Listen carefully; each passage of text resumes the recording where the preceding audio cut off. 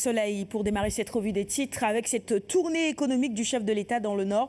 70,8 milliards de francs CFA pour l'assainissement de 10 villes. 251 forages seront réalisés dans la phase 3 du PUDC. Et puis Saint-Louis, un château d'eau et une aire de transformation de produits halieutiques inaugurés. Un conseil interministériel sur la langue de Barbarie annoncé également. Toujours à la une du quotidien Le Soleil, Sénégal-Gambie, un conseil présidentiel tous les 6 mois. 3 accords signés. Voilà donc quelques retombées, on peut dire, de cette visite du chef de l'État gambien ici au Sénégal. Le triomphe du cinéma sénégalais au FESPACO, Alain Gomis gagne son 2e étalon d'or. On en reparle d'ailleurs tout à l'heure avec Monsieur Niang qui est sur le plateau avec nous, secrétaire général du ministère de la Culture. Soleil Grand Air, après la crise gambienne, Karang, la ville frontière, sur un nouveau départ. La une du quotidien, la tribune maintenant, avec cette nouvelle évidemment triste, macabre d'ailleurs, accident à Port-au-Rane et à Saint-Louis, un week-end, 29 morts.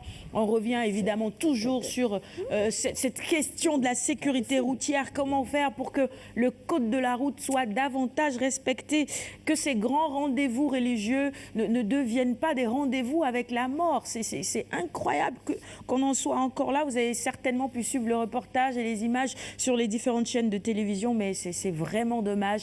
Rapidement, quelques réactions. Nafi ?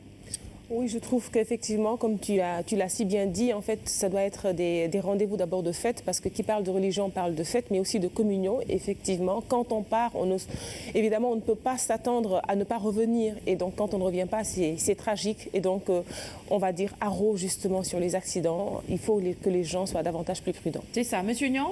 Oui, mais j'aborderai dans le même sens. Je pense quand même que c'est macabre. Et ça fait très très mal. Je crois qu'il nous faut prendre des décisions. C'est heureux d'ailleurs que le Premier ministre ait présidé dans ce sens il y a quelques semaines un conseil interministériel sur la question. Oui. Mais les transporteurs également, on ne peut pas gagner à tous les coups. La vie humaine est en jeu, n'est-ce pas, Koumba ? Tout à fait, et c'est un problème de comportement sur les routes.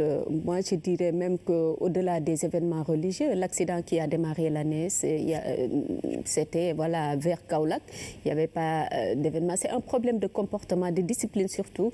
Quand tu empruntes les différentes routes nationales, quand tu vois comment les gens conduisent, ce n'est pas seulement les transporteurs, même les particuliers. Des fois, tu te poses des questions. Comment ils ont fait pour obtenir le permis Est-ce qu'ils ont été bien formés? C'est compliqué. Donc voilà, malgré tout ce qui a été dit lors du conseil interministériel, il y a eu des débats, des émissions, il y a eu beaucoup de sensibilisation, mais c'est comme si les gens-là, ils refusent de comprendre ou d'entendre. Et c'est dommage. Et on s'incline devant la mémoire. Finalement, les gens ont peur même de voyager. C'est compliqué. C'est triste. C'est triste. Bon, allez, on va poursuivre avec le quotidien Enquête maintenant sur une toute autre actualité. On y va, on est à la une du quotidien Enquête, acculé dans l'affaire de la caisse d'avance Khalifa Crack. Le maire de Dakar a fondu en larmes au moment d'évoquer sa mère malade. La une du quotidien L'Observateur avec cette conférence de presse, réponse au procureur Serigne Bassirou Gueye, les larmes du dépité maire de Dakar, titre L'Observateur ce matin. Le quotidien également sur cette séance d'explication en larmes. Khalifa en caisse d'avance, le maire de Dakar devant le juge d'instruction aujourd'hui. On poursuit avec la une du quotidien Vox Populi, affaire de la caisse d'avance de la mairie, convocation devant le juge d'instruction. Khalifa Sall se défend et craque et fond en larmes, titre nos confrères de Vox Populi.